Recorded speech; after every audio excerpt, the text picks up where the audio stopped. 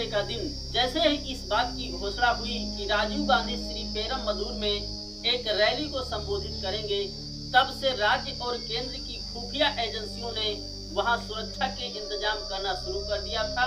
Raju Shri perm मदूर के रास्ते पर थे और इधर सभा स्थल पर राजू के आसपास खड़े होने वाले लोगों की लिस्ट तैयार की जा रही थी। इन लोगों की तलाशी के लिए सब इंस्पेक्टर की तैनाती की गई थी, जिनकी मदद के लिए 2 अन्य लोगों को भी मेटल डिटेक्टर के साथ तैनात किया गया था। इस पूरी सभा की सुरक्षा व्यवस्था के लिए 300 से अधिक पुलिसकर्मी तैनात किए गए थे, जिनमें सब इंस्पेक्टर अनुसुईया भी शामिल थी। अनुसुईया कुछ अन्य महिला कांस्टेबलों के साथ रेड कारपेट में तैनात थी। इस बीच मरागतम चंद्रशेखर के सहयोगी एजे दास पर कांग्रेस के कार्यकर्ता अपना अपना नाम लिस्ट में शामिल करने के लिए दबाव डालने लगते हैं। मरागतम की बेटी लता प्रिया के साथ काम करने वाली लता कानन भी इस रैली में अपनी बेटी कोकिला के साथ आई हुई थी। लता कानन कुछ महीने पहले ही कांग्रेस में शामिल हुई थी। मई की शुरुआती हफ्ते में लता कानन अपने पिता के द्वारा लिखी हुई एक कविता, जिसका हिंदी अनुवाद उनकी बेटी कोकिला ने किया था, वे राजीव गांधी के पास भेजी थी। चूँकि राजीव गांधी अब उनके क्षेत्र में आए हुए थे, इसलिए उनकी इच्छा थी कि खुद राजीव गांधी के सामने उनकी बेटी इस कविता का पाठ करे। लता प्रिया के आग्रह पर रात्रि करीबन 9 बजे कोकिला का नाम राजीव के सामने कविता पाठ करने के लिए लिस्ट में डाल दिया जाता है। दास ने इस लिस्ट को पुलिस को सौंप दिया। इस लिस्ट में 23 लोग थे, जिनमें कोकिला को छोड़कर सभी पुरुष थे। इनमें 3 लोग राजीव गांधी का माल्यार्पण करने वाले थे और बाकी लोग लाल कारपेट क्षेत्र के मंच पर जाते वक्त उनका अभिवादन करने के लिए थे। राजीव का अभिवादन करने के लिए कोकिला की मां लता कानन का भी नाम अंत में लिस्ट में जोड़ दिया जाता है, जिससे वो बहुत खुश हो जाती है। लेकिन लता कानन के पीछे एक चश्मा लगाई औरत भी थी, जो हरी व नारंगी सलवार व कमीज पहने हुई थी। उसके हाथ में एक चंदन की लकड़ी की माला होती है। इस महिला पर किसी का ध्यान नहीं जाता। ये भी नहीं मालूम था कि ये आखिर कौन थी। ये महिला और इसके साथ की 2 अन्य महिलाएं भी थी, जिन्होंने फैशनेबल साड़ियां पहने हुई थी, और एक चश्मा लगाए हुए पुरुष जिसने सफेद कुर्ता पाजामा पहने हुआ था, और एक पत्रकार हरी बाबू भी था। उनका नाम उस लिस्ट में लिखवाने के लिए ये लोग कोशिश करने लग जाते हैं। जब कोकिला लता कानन कुछ अन्य लोगों के साथ राजीव गांधी का इंतजार कर रही थी, तभी हरी व नारंगी सलवार कमीज पहनने वाली महिला जिसने चश्मा लगाया हुआ था, वो भी उनके पास आकर खड़ी हो जाती है। उसके साथ बाकी जो 2 महिलाएं थी, वो सभा स्थल पर मौजूद अन्य महिलाओं के साथ जाकर बैठ जाती हैं। तभी पत्रकार हरी बाबू ने अपना कैमरा निकाला और उनका फोटो खींच लिया। इस कैमरे को हरी बाबू इस विशेष सभा को कवर करने के लिए ही लाया था। हरी बाबू के पास ही सफेद कुर्ता पजामा वाला आदमी भी खड़ा हो गया, जिसके हाथ में नोट पैड और एक कलम थी, जिससे वो वहां पर मौजूद अन्य पत्रकारों की तरह मालूम पड़ता था। इसी वक्त पत्रकार हरी बाबू ने सलवार कमीज पहने हुए महिला की भी एक तस्वीर ले ली। यही पास में ही सब इंस्पेक्टर अनुसुईया अन्य महिला कांस्टेबलों के साथ रेड कारपेट क्षेत्र में खड़ी अनुसुईया भीड़ संभाल रही थी कि कोई रेड कारपेट एरिया में घुस न सके। राजीव के आने का वक्त हो रहा था। बहुत से कार्यकर्ता अभी भी दास से लिस्ट में अपना नाम डलवाने के लिए दबाव बना रहे थे। जिन जिन के नाम पास हो चुके थे, पुलिस उनकी तलाशी करती जा रही थी और अब वे एक तरफ इकट्ठा होते चले गए। लेकिन रेड कारपेट एरिया में उस वक्त ना पास होने वाले लोग अधिक इकट्ठा हो चुके थे।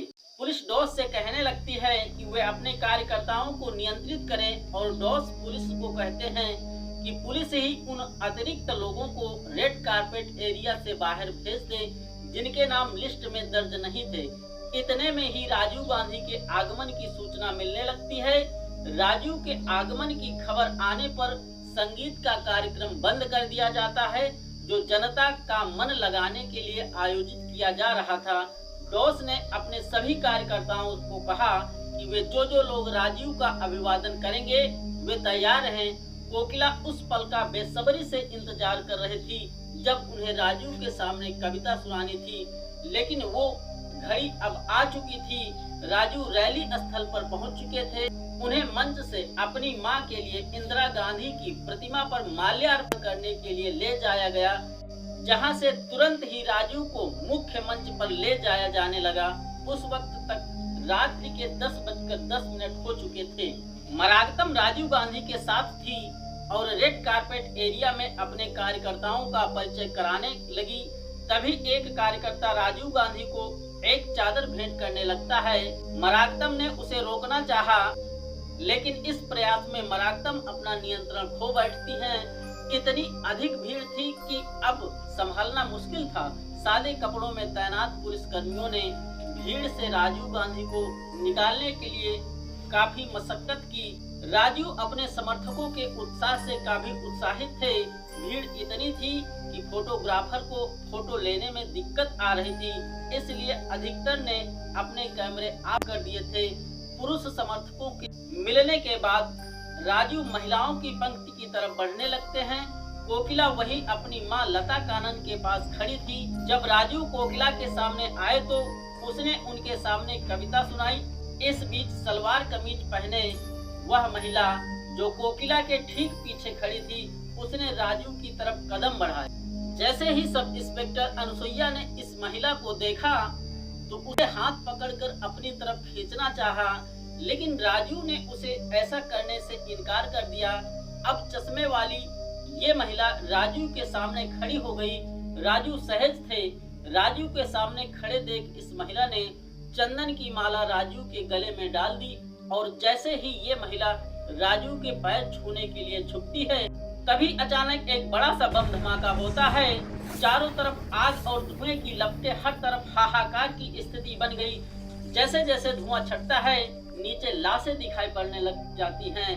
आसपास कोई जीवित नहीं बचता, लेकिन कोकिला की मां लता कानन, पत्रकार हरि बाबू, सलवार कमीज वाली औरत, राजीव गांधी की निजी सुरक्षा अधिकारी सब अब लाश के रूप में नीचे बिखरे हुए पड़े थे। करीब 15 लोग घटना स्थल पर भी अपना दम तोड़ चुके थे।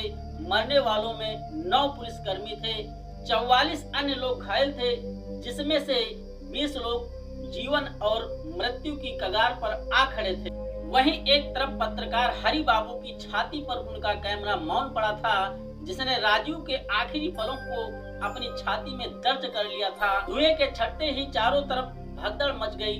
कांग्रेस के पूर्व अध्यक्ष राम मूर्ति और कांग्रेस के नेता जीके मुनार धमाके वाली जगह की तरफ भागते हैं। उस वक्त राम मूर्ति मंच पर राजू के स्वागत करने के लिए इंतजार कर रहे थे और म्यूनार इंदिरा गांधी की प्रतिमा वाली जगह से सभा स्थल की तरफ बढ़ रहे थे।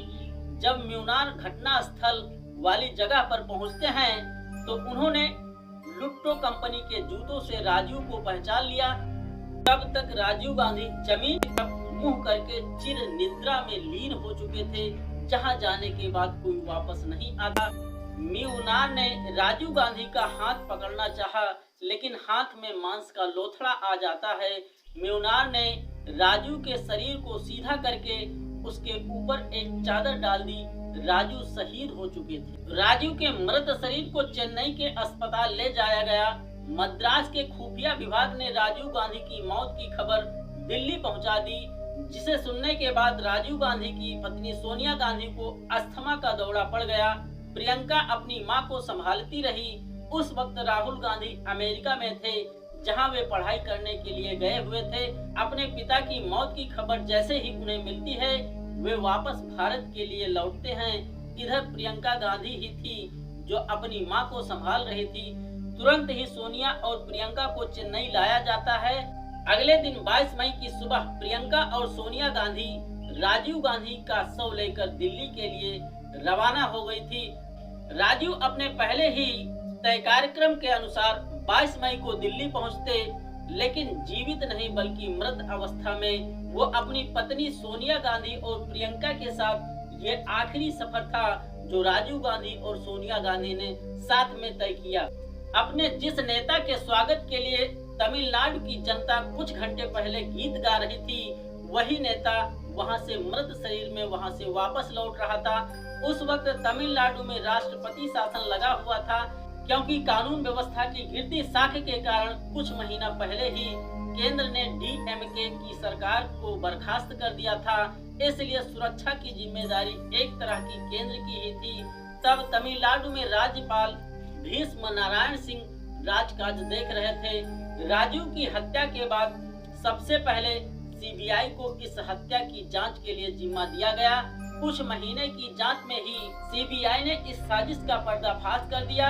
सीबीआई अपनी जांच में उग्रवादी तमिल संगठन लिट्टे को इस हत्या का दोषी पाया। लेकिन सवाल ये है कि आखिर लिट्टे ने इतने बड़े अपराध को अंजाम क्यों दिया? आखिर लिट्टे है कौन, क्या है इसका इतिहास, और ये क्यों राजीव गांधी की जान के पीछे पड़ा हुआ था? राजीव गांधी की हत्या की रात राजीव को भले ही चेन्नई अस्पताल ले जाया गया था, लेकिन सुरक्षा अधिकारी आईपीएस राघवन उनके साथ नहीं गए। आईपीएस राघवन वही घटना स्थल पर मौजूद रहे। राजीव के स्वागत के लिए जो नीचे रेड कारपेट बिछाई गई थी उसमें आग लग गई थी। राघवन उसे बुझाने की कोशिश कर रहे थे। राघवन जानते थे कि जो भी बचा हुआ है वो बहुत ही महत्वपूर्ण सबूत हो सकते हैं। तभी राघवन को हरि बाबू की छाती पर रखा एक कैमरा नजर आता है। उन्होंने एक पुलिसकर्मी से हरि बाबू के शरीर से कैमरा उठाने का आदेश दिया। इस कैमरे में ही छुपे हुए थे कई राज, वो राज जो श्रीलंका के तमिल उग्रवादी संगठन लिट्टे तक पहुंचते हैं। लिट्टे और इस कैमरे के राज को जानेंगे अगले एपिसोड में। तब तक के लिए यहीं बने रहें। नमस्कार।